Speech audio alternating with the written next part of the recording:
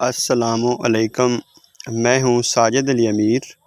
آپ دیکھ رہے ہیں YouTube channel Gulshan Urdu. My dear well wisher, لیکچرر بننا کوئی اتنا مشکل کام نہیں ہے، لیکن کام کے اندر باقاعدگی پیدا کرنا پڑتی ہے۔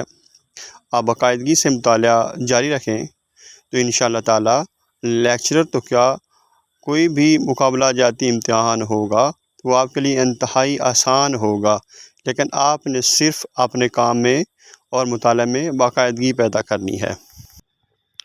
تو میں آج اپنی ویڈیو میں حلقہ ارباب ذوق کی تحریک کا چوتھا حصہ پیش کروں گا۔ اس کے اندر انتہائی اہم سوالات پیش کرنے جا رہا ہوں جو آپ کے لیے انتہائی مفید ہوں گے۔ میری آپ سے گزارش ہے کہ ویڈیو کو مکمل دیکھا کریں اور اپنی رائے جو ہے اس سے ضرور آگاہ کیا کریں تاکہ بہتری لائی جا سکے۔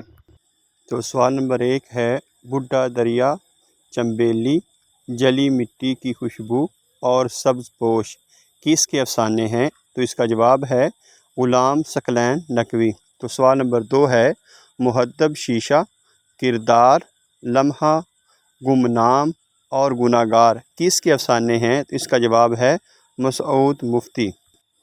سوال نمبر 3 ہے، شرابی، نیند کے ماتے، پروا کی موج کس کے افسانے ہیں؟ تو اس کا جواب ہے فرخندہ لودھی۔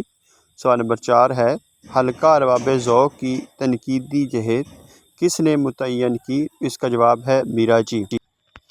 تو سوال نمبر 5 ہے، مشرق و مغرب کے نغمے کس کی کتاب ہے؟ تو اس کا جواب ہے میرا جی۔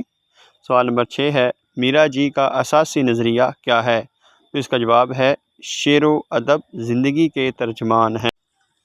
سوال نمبر 7 ہے، میرا جی نے کس کی شاعری سے نتشے کے مافوق الانسان کے عناصر تلاش کیے؟ تو اس کا جواب ہے چنڈی داس۔